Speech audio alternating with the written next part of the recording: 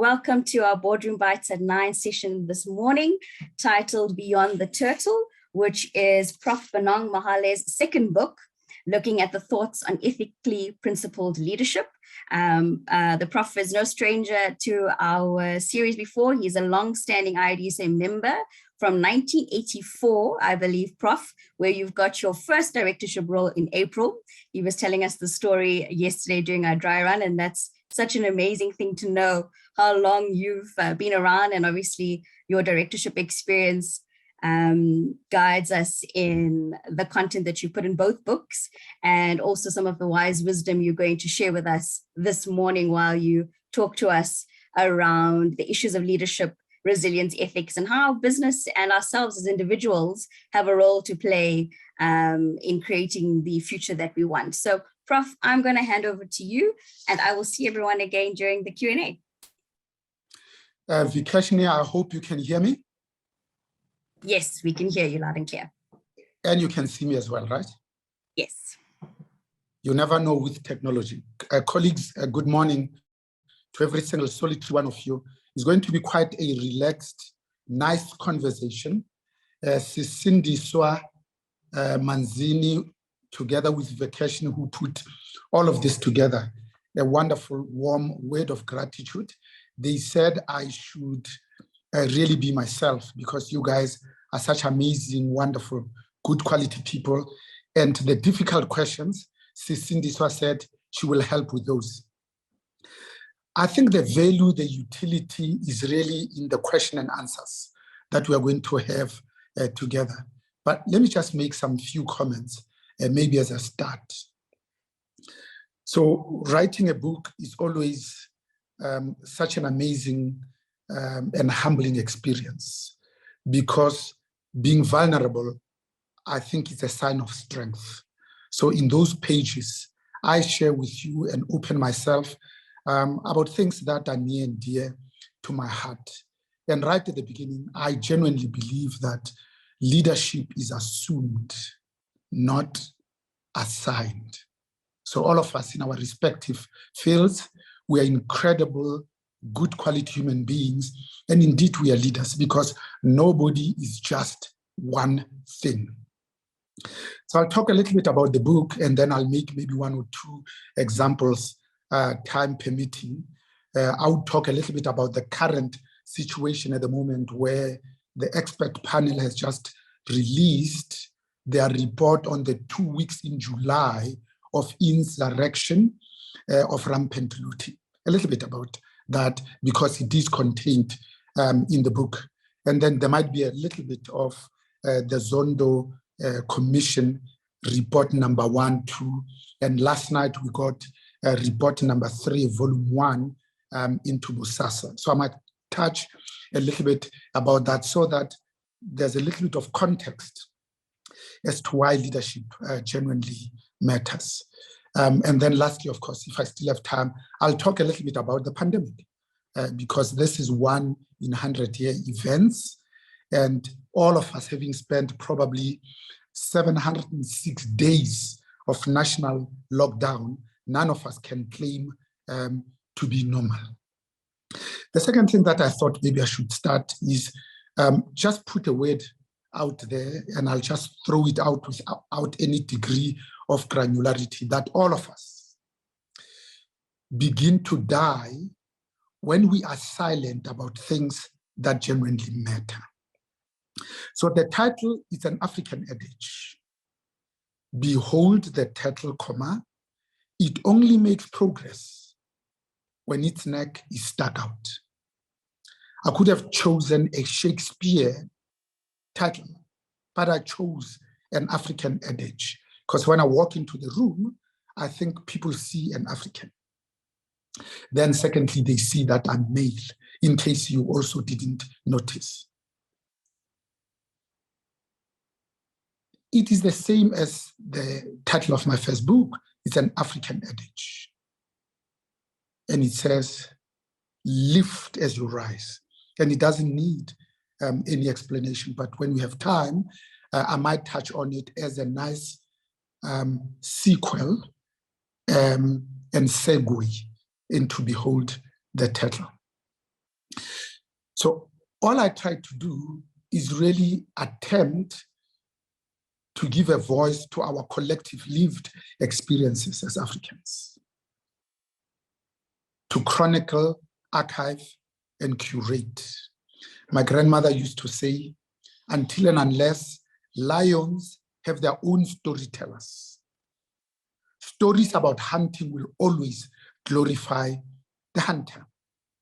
In leadership terms, history is up to the temporary occupants of the corridors of power. So history is always written from the victor's point of view. As South Africans, we also know that the duration of oppression is always determined not by the oppressor, but by the oppressed. It's only when the oppressed says this much and no further that the oppression ends. That talks directly to the title, Behold the Turtle, because it says, for us to make progress as a people with great natural endowments, for us to move from point A to point B, we have to get out of our comfort zone. The turtle is very comfortable in its shell. It's hard, it's protected. As long as it stays in that shell, it's guaranteed life, but not progress. So for it to progress, it has to risk it all, extend its neck outside of the shell. When it does that, there's always a possibility that a bird of prey could be hovering on top, hungry, and it might plug its head and have it for breakfast, lunch, or supper. Therefore, for us to move from point A to point B, as a people with great natural endowments, it's a dance with death. We risk it all every single time. And the title says, I think we need to be comfortable with death, because when you are buried as a seed, it's not for you to end, but to be given new life. That being thrown in the deep end to sink or swim, it's not to kill you, but to cleanse one.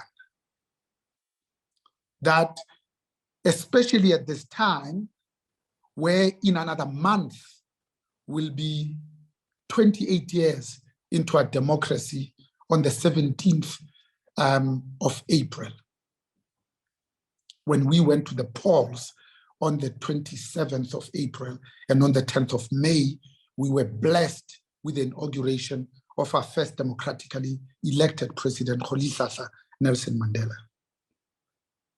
But we know that this is not the South Africa of Rolihlahla Nelson Mandela's dreams. This is not the South Africa we have all been praying for. This is not the wonderful, glorious movement that played a part, albeit small, in liberating all of us. The people that stayed behind, the youth of June 16, 1976, the people who formed the United Democratic Front, the UDF, the people that in their various spheres, shapes and forms, described, defined, and shaped the South Africa that we live in. So when you read the report that was released last night, report number 3 of the Commission of Inquiry into State Capture, it talks about Bosasa. You can only come to one conclusion, and one conclusion only, and that conclusion simply says that, and in fact, it is the ANC that is an organized crime syndicate. There is no other conclusion you can come to except that. So when the Zondo Commission report number 1 of 3 was released on the 4th of January this year, after 4 years, 400 days of hearings, more than 300 witnesses, 1,438 people implicated at a cost of R1 billion, 874 pages of that first report number 1, 3 volumes. The first volume dealt with SAA and its associated companies. South African Airways Technical, South African Express Airways, and Air Chefs. The second volume dealt with the new age of the Guptas. The third volume dealt with the South African Revenue Service. So SARS is very fortunate because it's not only the subject of this commission of inquiry, it was a subject of its own dedicated one of four called the Nugent Commission, just into the going-ons at SARS. And what has been revealed now, to be frank, it's nothing new that we didn't hear in the Nugent Commission. It's nothing new that we didn't know, especially when one understands this notion of state capture. So some of the preliminary findings are actually quite chilling as a preamble of our conversation this morning, this fireside chat. What I found interesting is some of the preliminary findings as it relates to the chief architect, the former President Jacob Zuma. The report, and I quote his words, says, it found him to be dishonest, and he fled from accountability. That he was vulgar and calculating in betraying his people. That he helped the Guptas capture the state. That he wasn't just an innocent victim, but was front and center in colluding with the private sector to intentionally capture the South African Revenue Service. It also had some choice words about our once glorious movement, the ANC, that it benefited from the proceeds of corruption, that the ANC abused the government tender system, that it did not care or slept on the job or had no clue what to do. That its government did nothing to stop the decline of state institutions where we sit today with these state institutions that have been literally hollowed out. That there is perversion of the procurement processes and interference, especially in the appointment of senior leadership. That there is corruption linked to political party funding.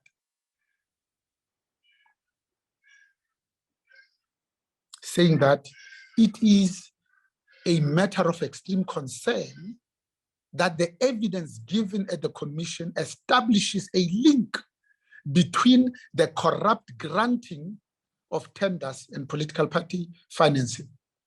Such a link can represent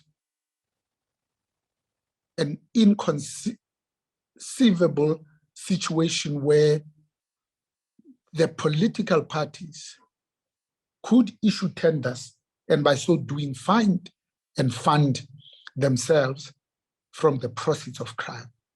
And yet there's alarming evidence to that effect in the first, second, and indeed the third volume. That there was state agency involvement, that its resources were used to aid state capture, and non-existing legislation was used in illegally vetting SAA executives that led to 7 of them actually eventually quitting.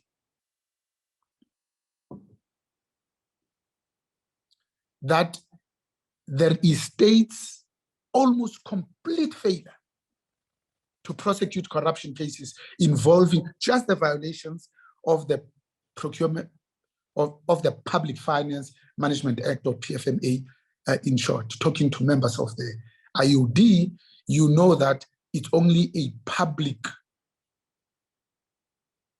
adaptation of the King Report, and indeed finds its genesis and roots from the Companies Act. It's no different.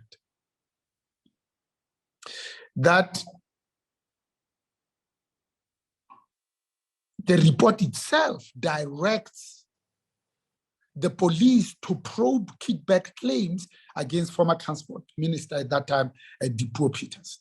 That even the former Joburg mayor, the late Jeff Makubo, twice asked for and received donations for the ANC before contracting for services for the city. That the Guptas used pawns to milk the more than 740 state-owned enterprises and state-owned companies. But it also has a few choice words for business. And it names some of these of my colleagues in business. It talks about Nedbank, PwC, Standard Bank, Bain and Company, and others. And it directs government to examine all contracts with Bain and Company with a view to enable the NPA prosecution. That the former Department of Public Enterprises, Minister Malusi Gigaba, was prepared to do wrong for both the Guptas and for Zuma in reappointing Mr. Siyabonga Gama as the CEO of Transnet Freight Rail, and that Mr. Brian Molefe as the Group CEO of Transnet was chosen over a better candidate, Dr. Mandla Gancho, who even scored higher than him, just to demonstrate the resoluteness of these thieves in just benefiting from the proceeds of crime. That even a cash-in transit firm and the financial regulators were lax on issues like money laundering. That there are some people that ought to be charged. It's very clear that charge Tom Moyani with perjury for not only lying in a court of law, but in parliament itself. That you should charge Tony Gupta, Brian Molefe, Colin Machila, amongst others, over irregular new age deals.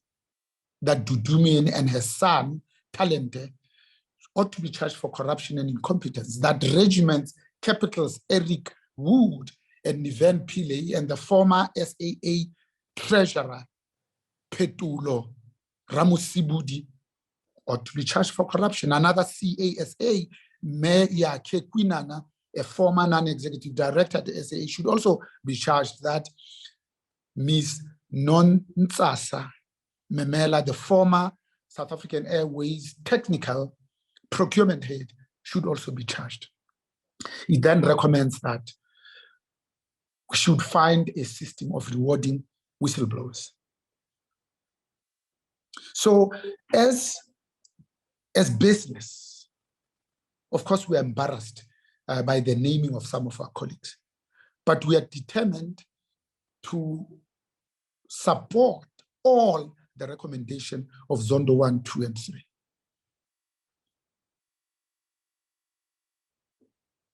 Because what we want to do is to restore businesses' reputation, integrity, and credibility, and thereby regain businesses' social license to operate.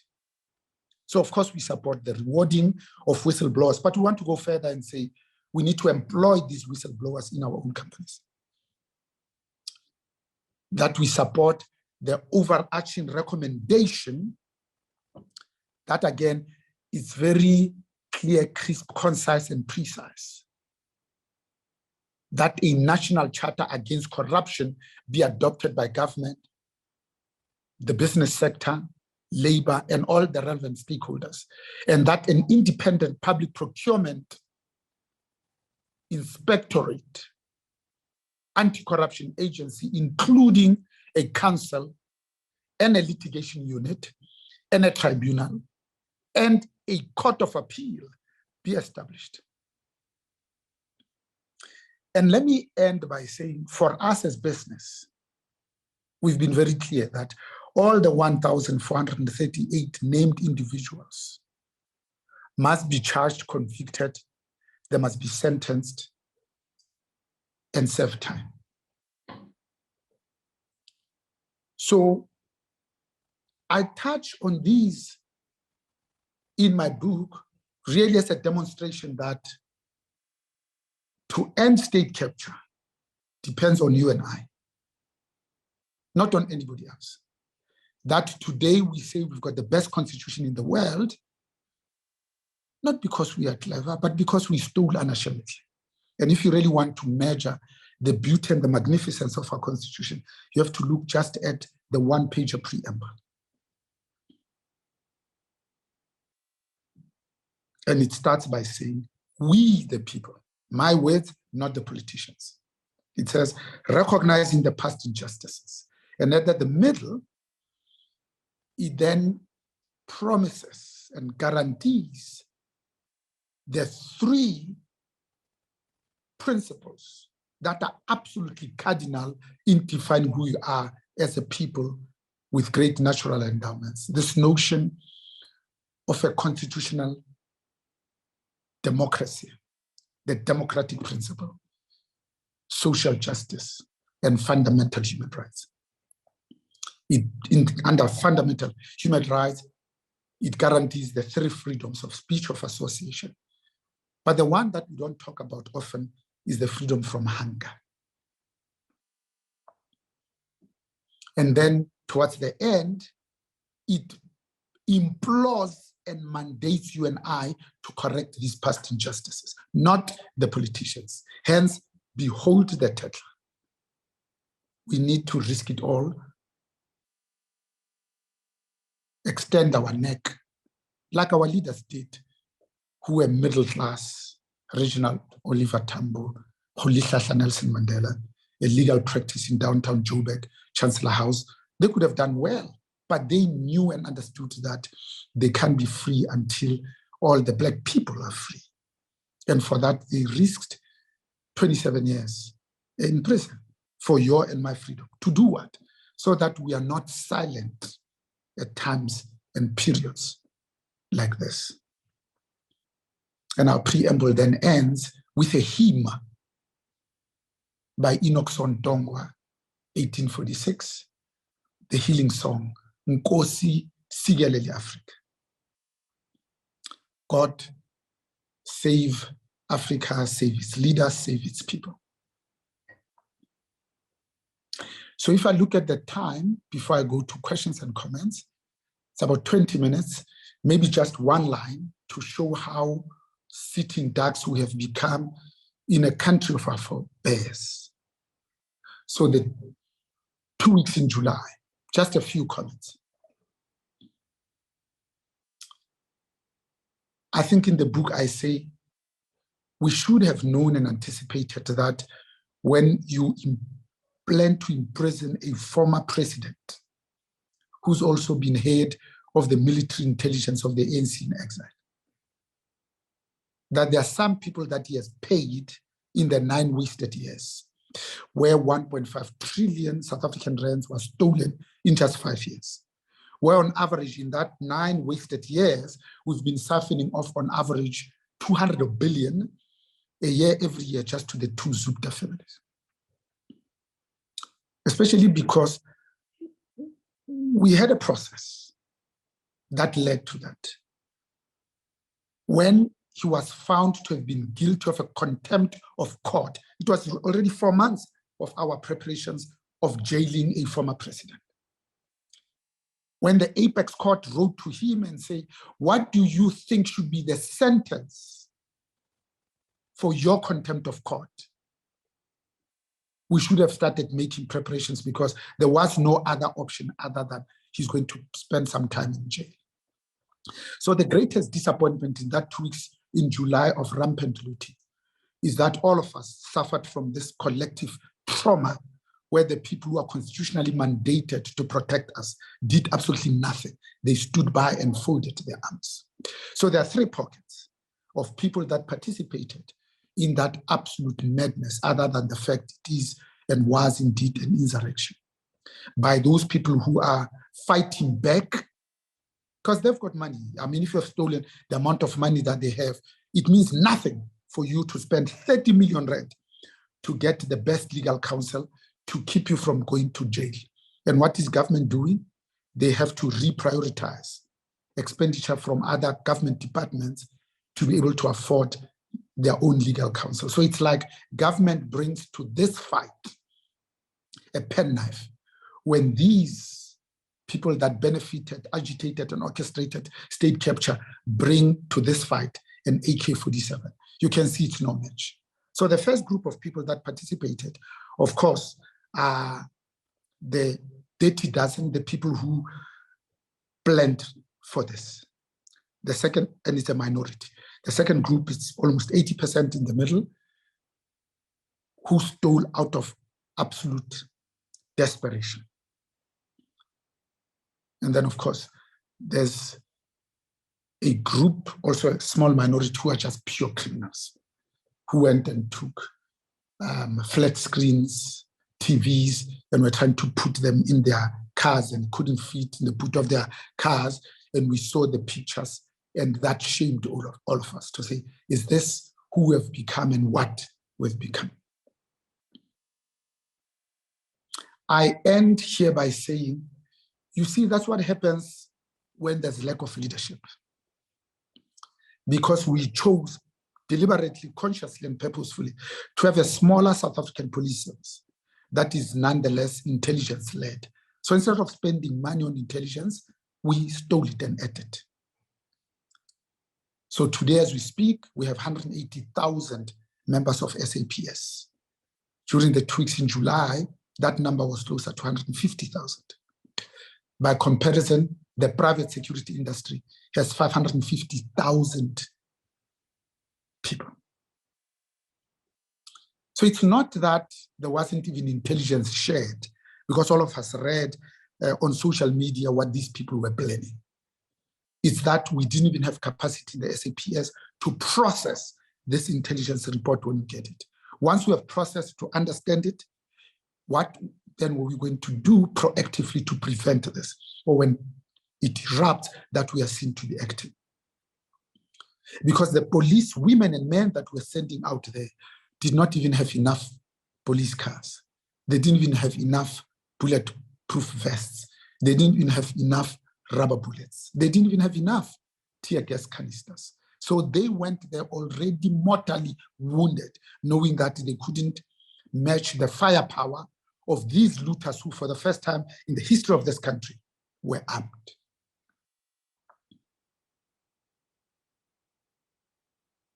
So to us, the 2 weeks in July was probably the 5th self-inflicted harm, own goal, when as a people, we were just beginning to put our arms around the 9 wasted years. And let me be clear, former President Jacob Zuma did not invent state capture. He just perfected it. He was just clumsy about it. To him, it was just industrial scale looting. Secondly, we were already in a recession, not technical recession, because South Africans were already feeling it in their back pockets. Thirdly, we're just being downgraded by Moody's to below investment grade, rendering the cost of borrowing for government, for business, but for you and I, that much higher for the same quantum of debt. So when the pandemic found us, we're already prostate, face down, and absolutely finished. Very few countries in the world would survive one of those catastrophes. We had 4 of them before adding the 5th, which is the 2 weeks in July of looting.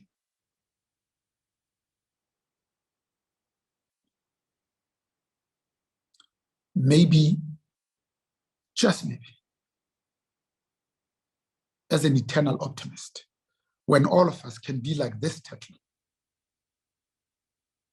and make progress when our own neck is stuck out, so that our own children don't disown us, that we can say, no, not on our watch. That the one thing we have learned from this pandemic is that a child that is not embraced by his village will burn it down in order to feel its warmth. That when the fisherwomen can't go out to sea, they repair their nets. So in the question and answers, let's go to those spaces to say, what are we doing to repair our own nets, to make sure that we prepare ourselves for global competitiveness.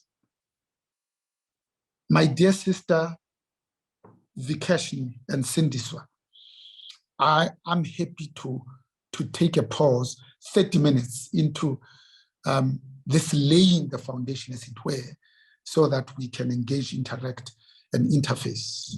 Thank you. Over to you, Vikeshni. Prof. We've got a few questions already coming in the Q&A, and I see 2 hands raised. Vusi and Linda, you've had your hands raised for quite some time, so I'm going to let you go first. Vusi, if you can just unmute your mic and then you can ask the question.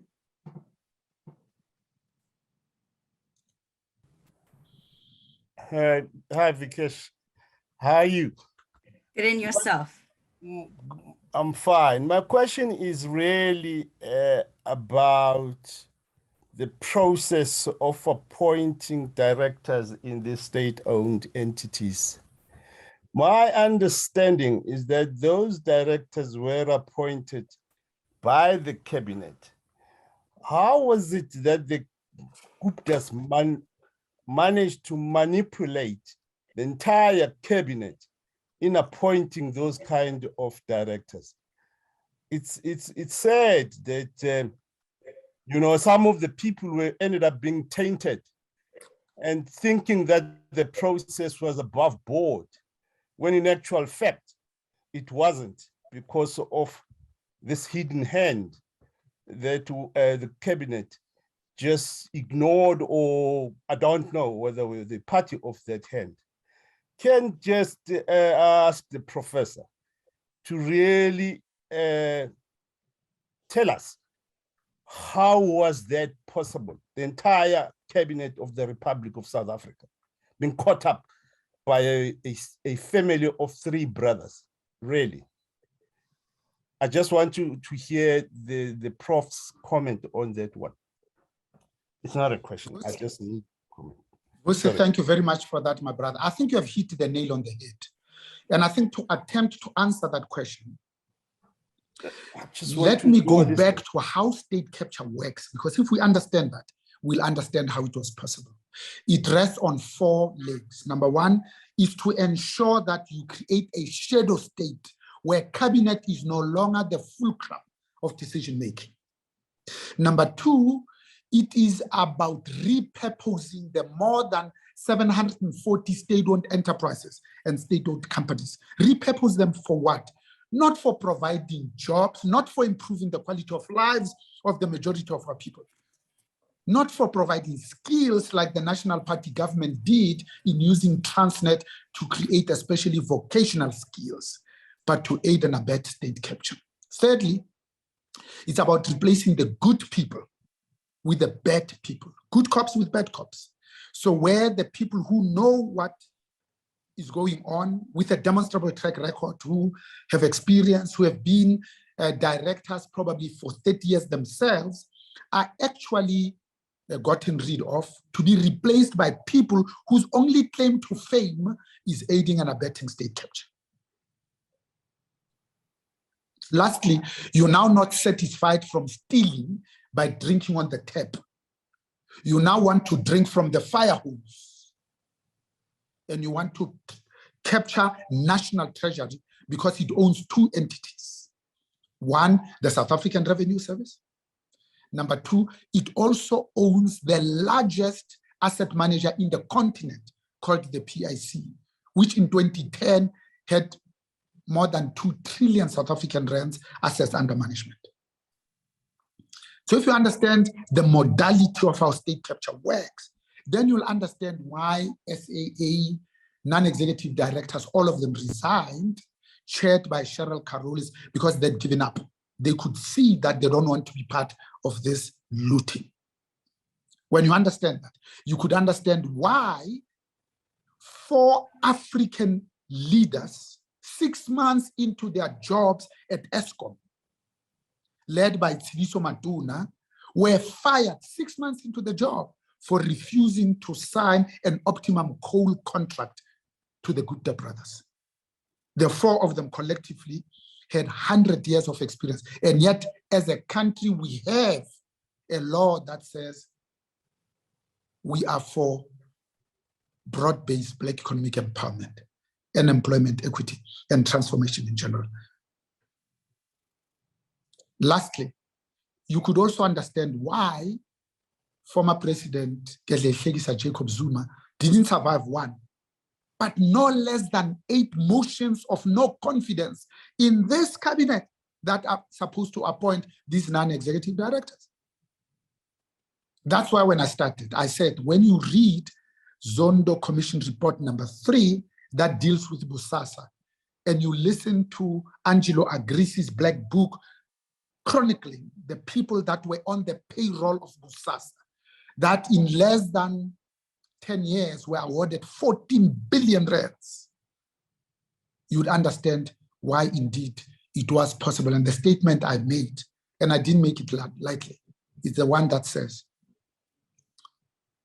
actually, it's the ANC that is an organized crime syndicate, because you can only come to that conclusion, nothing else. Let me take another question. I can't lower my hand. I don't know what's happening. Sorry. I'll do that for you, Vusi. Okay. Linda, if you can unmute your mic.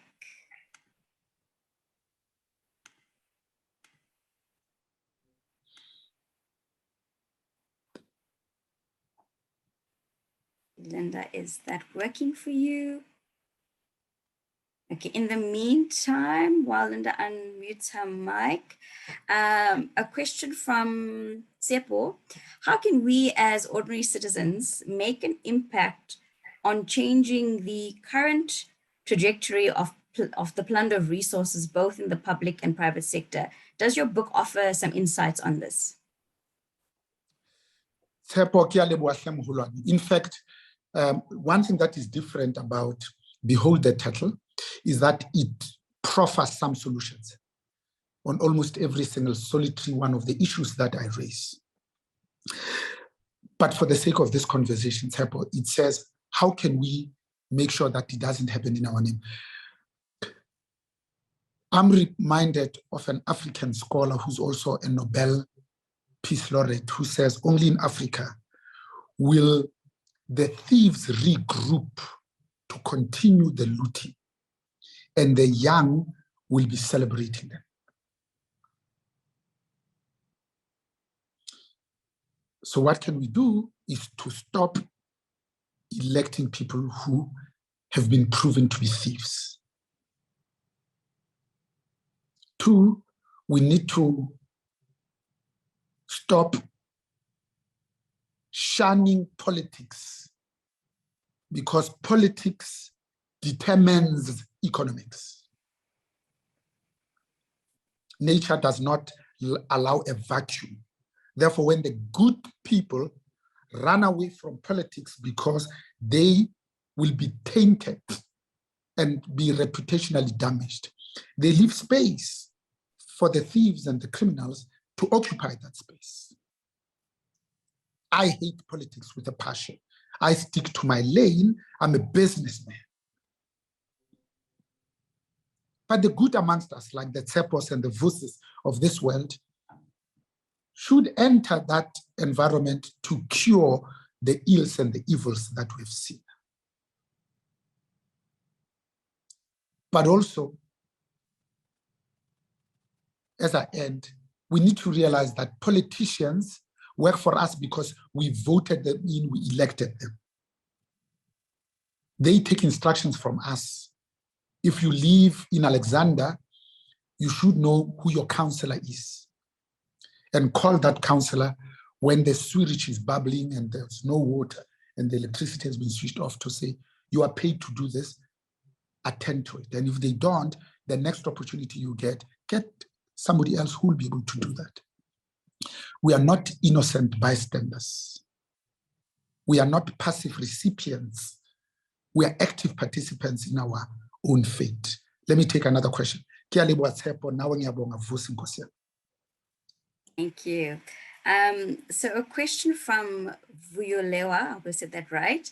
How do we disable the built-in tools of silencing employees in both the public and private sector? One in mind is confidentiality around decisions that affect people and lip service on human and social capital enhancements, save for risk management and IPs? Well, thank you so much. So first, we've got laws. We didn't need the Zondo Commission into state capture. We've got more than enough laws. Even the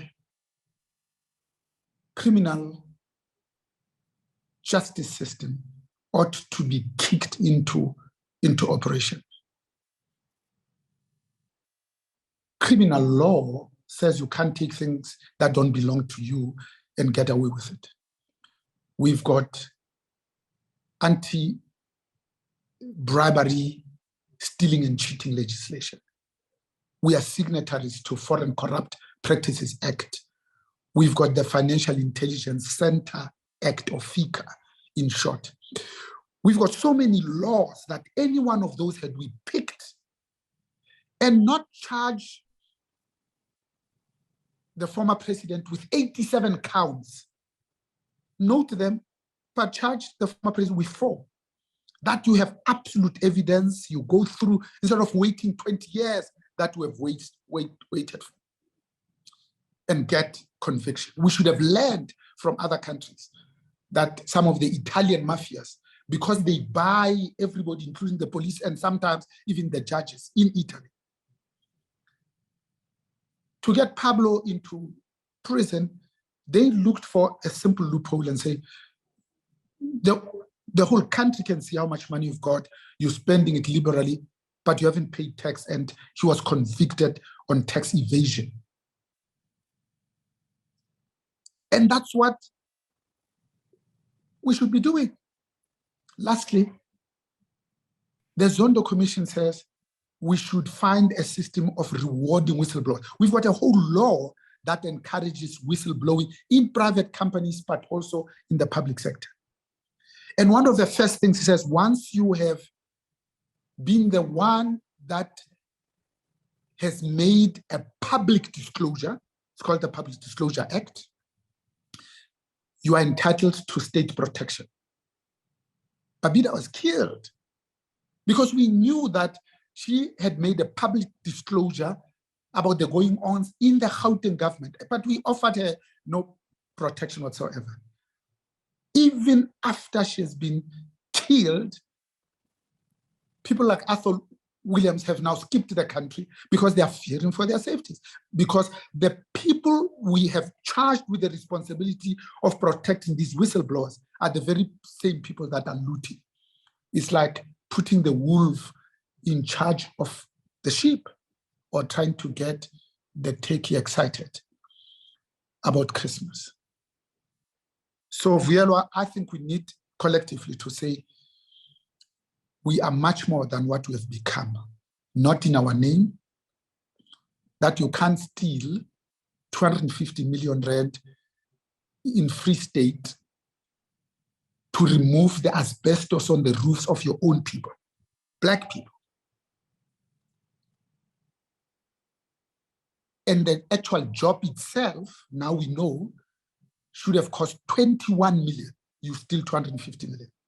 And you go to the Free State today, none of those roofs with asbestos killing your own people have been replaced, but 250 million has disappeared. And yet some of these leaders walk around addressing meetings as if they're heroes, and that they've stolen from their own people. I'll take another question. Ngiyabonga Vuyelwa. Enkosi. Thank you, Prof. There's a few questions with a similar undertone around, there's a need for critical mass of a new moral leadership that's needed for to bring in integrity into place. So the questions are around, what will it take for such leadership to ascend to such positions? And, how do we intensify this correct leadership that's required? And I guess flowing from that, a question from Jacob, asking whether or not, is it not time that we should have legislative reform for SOEs and public entities by removing the powers that executive authorities have on the boards of public entities? All these provisions that require boards to consult with ministers in the exercise of their powers, which in a way also is interfered by ministers. And I think, I mean, often that is the issue in our SOEs and public sector entities. There's a minister that's actually controlling the appointment of both board and sometimes even your executive team. And therefore, there's this one stakeholder that you have to manage and make happy. So I think all those questions kind of lead into that. What's your thoughts? You're absolutely correct, my dear sister Vakashna. And Jacob is absolutely spot on. But you see, we don't need new laws. We don't. So let's go back to the first Companies Act, because that has trumping provisions. And even King 4, there are only 3 directors that were in King 1 that are still there in King 4. So you can see the continuity is there. And it talks about role definition and role clarity amongst 3 important stakeholders. It says, if you are the shareholder, your job is to appoint a board that you trust, comma, and step out of the way.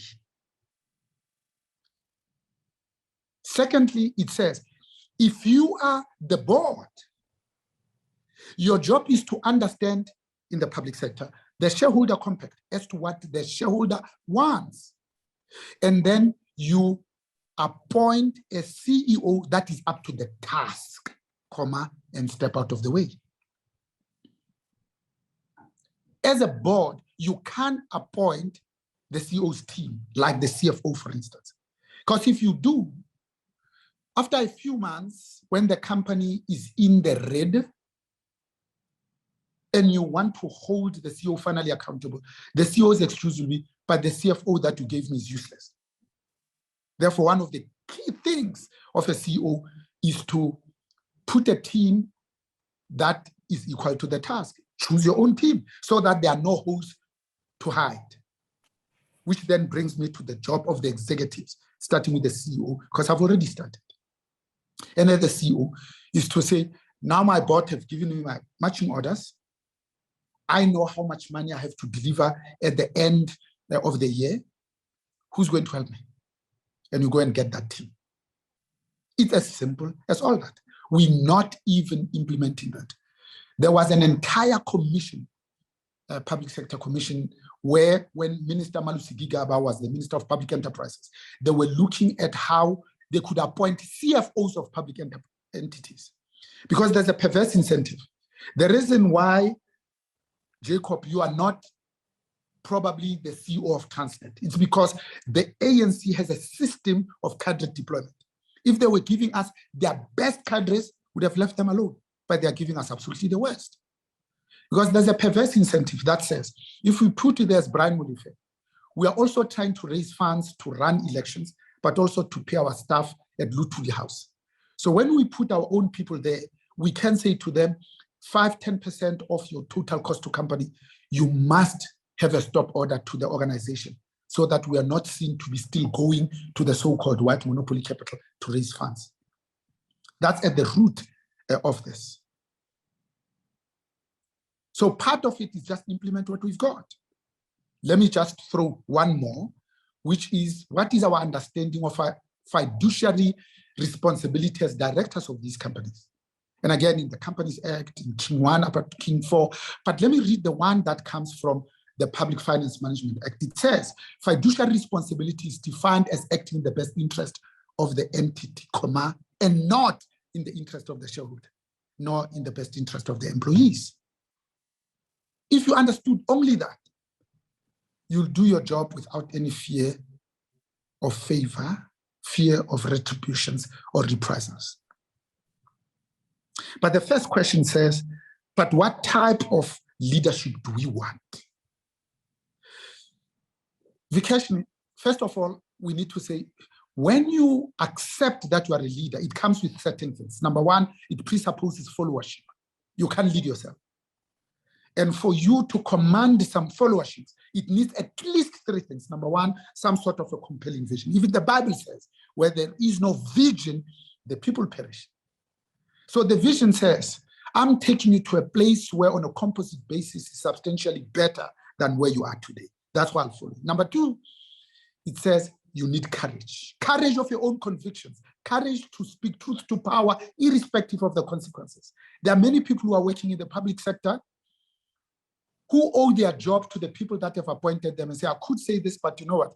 I might get fired. If I get fired, I won't be able to pay for my children's private education, maybe my bond, what's going to become of me, so I'll keep my lips sealed.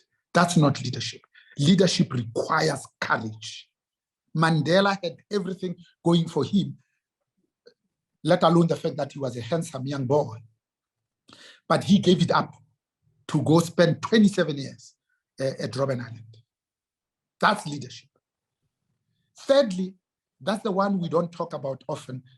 Leadership requires integrity. To say what you're going to do and do what you said. That's as simple as all that. Of course, there are other things like extending trust, starting first with the who, then the what, finding it easy to palate, highlight, and celebrate your people. But those, for me, are cardinal. So when you say you are a leader, you have now been elevated by your followers to the higher form. Therefore, for you, you can't say, you know, I've not broken any laws and I've not been found guilty by any court of law. That's not the measure. The measure of leaders is morality, its principles, its standards, its ethical conduct, so that questions are not even asked. Because you see, a greater measure of success is who we become in the process of succeeding. If you don't know who you are, then money will define you. If you're a CEO of Transnet and you think the board has made you, you will not speak up because you are thinking of the 5 million rent package and the private education and the BMW X5M with a white leather interior. That's not leadership. Those are just things. Let me conclude by saying, even the law itself is not a moral compass to show how leaders elevate themselves to a higher form. Because the people that heed both Bantu Steve Biko and Anne Frank were breaking the law. But the policemen who killed them both were obeying the law. Therefore, part of leadership is about being clear about your own true north, about your own moral compass, being clear about what you are prepared to do, but also what you are not prepared to do. That, to me, is the stuff of leadership. We go around calling people leaders here who are lily-livered, who couldn't even say boo to a goose. That is what you and I, Vuyelwa Tsepo, Linda, and Fusi, ought to fundamentally change.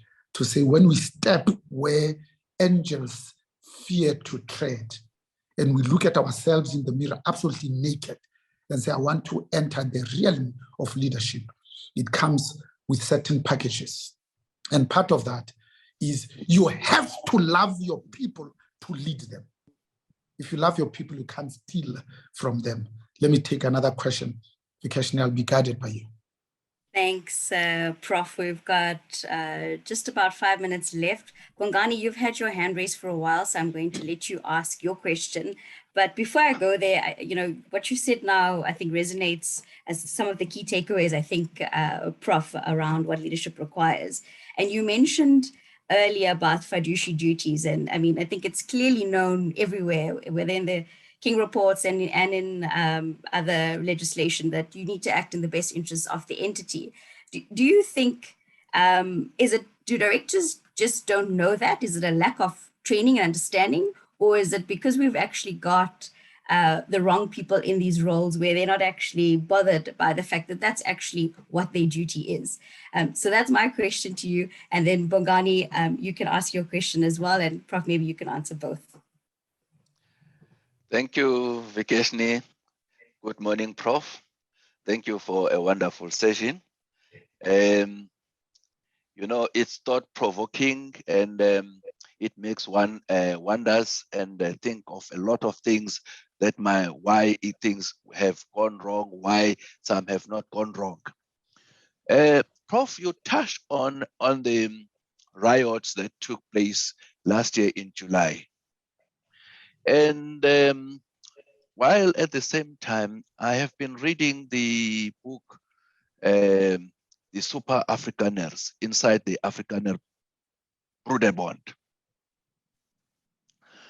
I have, during the riot, it just happened at the start of the riot that my grandchild did not have a baby feeding. So we had to go around.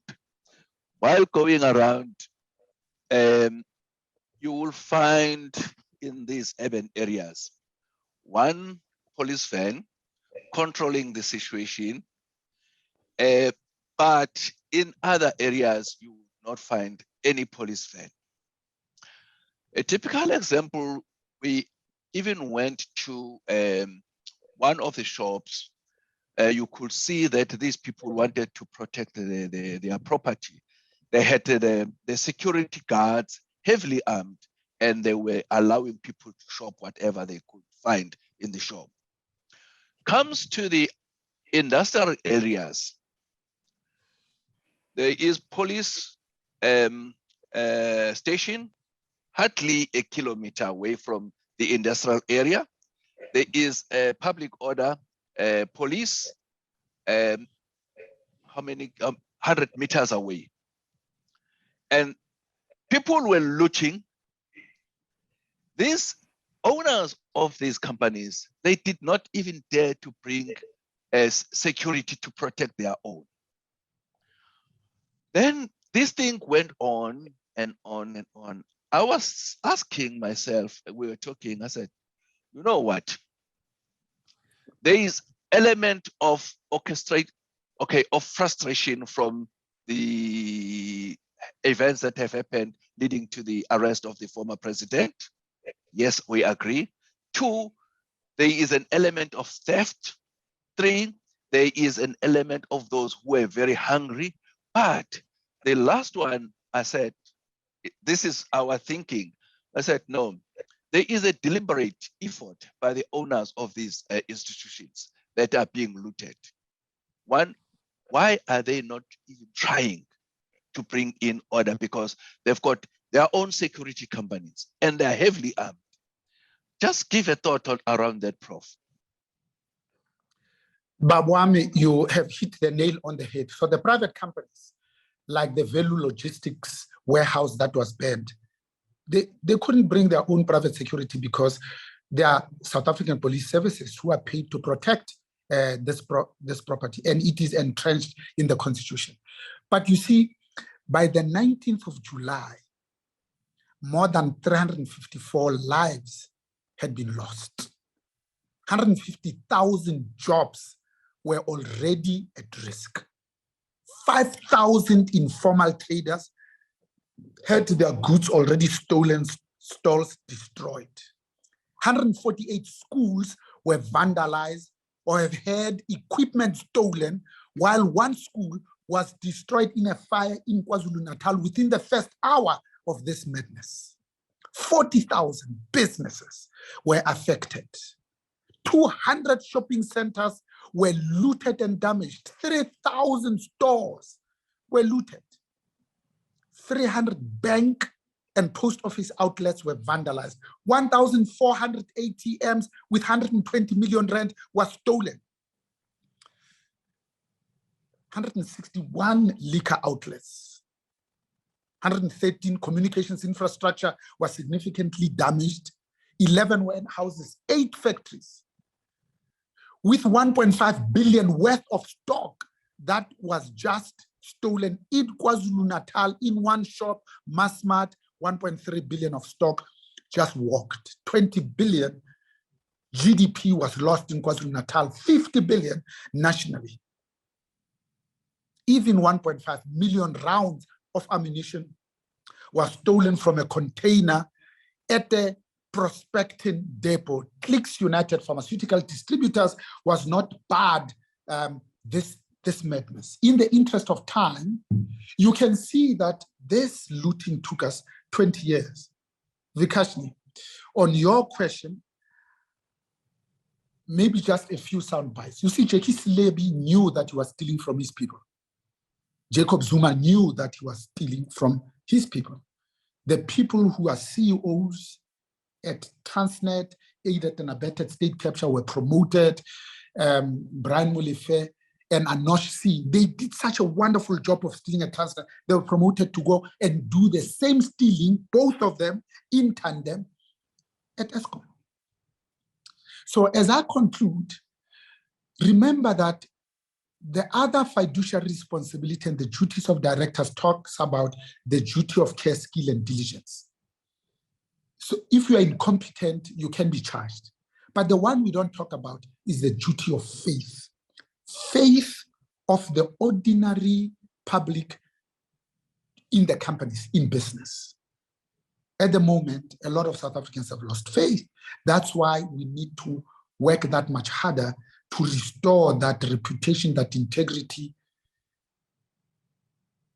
in our businesses. Because in the last survey that was done, business is trusted twice as much as government. My grandmother used to say, when you know more, you do more. That's why when you educate your people, it's not easy for them to be lied to by politicians. Because when one steadily burns the midnight oil, one gains access to the domain of knowledge and wisdom, the world of meaning, the world that cannot be conquered without a persistent crusade. Vacation, it's been an absolute privilege. I hope I didn't mess up your time too much. I met your message. No, thank you, Prof. There's in fact so many questions that are still pouring in and that I haven't even had a chance to ask you. And you know, I think you've touched on so many elements of many questions that were raised. And I'm not sure if you can take maybe one general question more before we close off. There was a lot of questions around, we know the problem, we know there's this issue, we know we've got the state capture, but you know, from your experience and the lessons you've learned, what can you share, or do you have any recommendations or thoughts around what can business or us as individuals do as an action plan to reverse the state capture, and or somebody also mentioned around, you know, what's business's role in terms of also education, because potentially also there's, you know, educating our public citizens to also be able to stand up when we see leaders doing the wrong thing. So if we can maybe end on that little general notion of where to from now, and then we'll end our session. I'll also respond in a general fashion as a cover-all. You know, Vikesh, when you read the United Nations Global Compact, in its preamble, it says business should work against corruption in all its forms, including extortion and bribery. So that sentence is anti-corruption. You see, if you are non-racial, it says, I don't see race, I don't have to do anything, I just stick to my sport. But if you are anti-racist, it requires you to put systems and processes work and be a change agent, social justice activist, and a defender of democracy. That says anti-corruption, not non-corrupt. And it has 5 principles. The first principle talks about women's economic empowerment. In an environment where we pay women 75% of what we pay men for work of equal value. So this notion of gender equality and pay parity is the job of business. Secondly, it talks about just energy transition, because energy, electricity, is the 4th means of production. The primary means of production is land. There is no possession like land. Thirdly, it talks about climate adoption and resilience. Because resilience in Africa surely must be much more than just the food, energy, water nexus. The penultimate one says, it talks about business and human rights. In one sentence, you can't say the business of business is business. Business has to concern itself with improving the quality of lives of the majority of people, because it's manifestly in business's interest to have customers that can afford, because if you do, they can buy more and you can make more profits. Business and human rights. Lastly, it says anti-corruption and ethical business. Anti-corruption, it talks about anti-corruption in two of those five principles.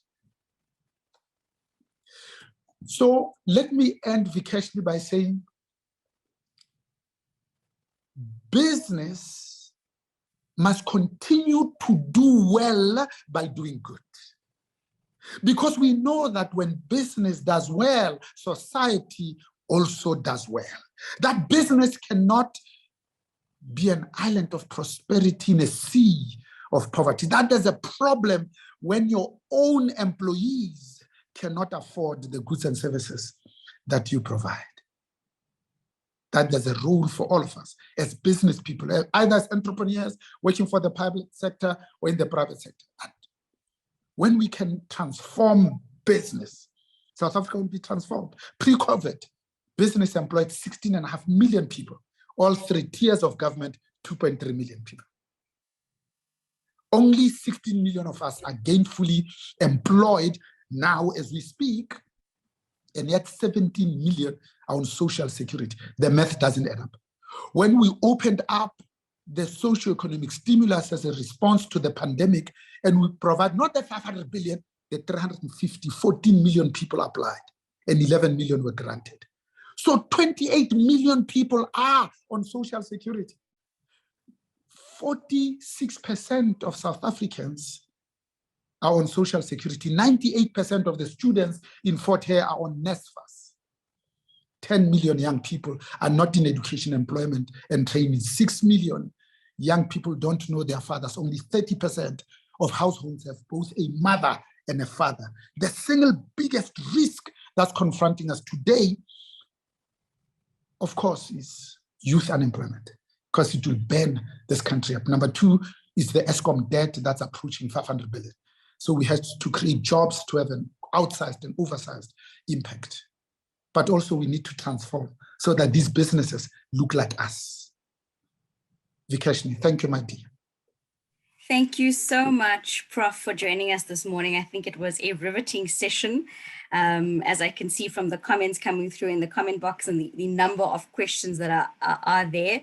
And I think everyone, you can join us again on the 23rd of March, where we continue our discussions on the Zondo Commission findings from an IID panel on our Ask the Expert session. So book that in your diary, 23rd. It is open already for booking.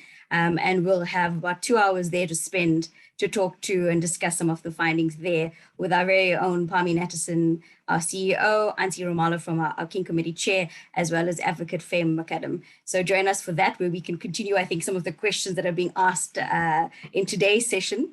And we will see then everyone for our next Boardroom Bites next month. Again, thanks, Prof. Thanks everyone for their time, and have a great week.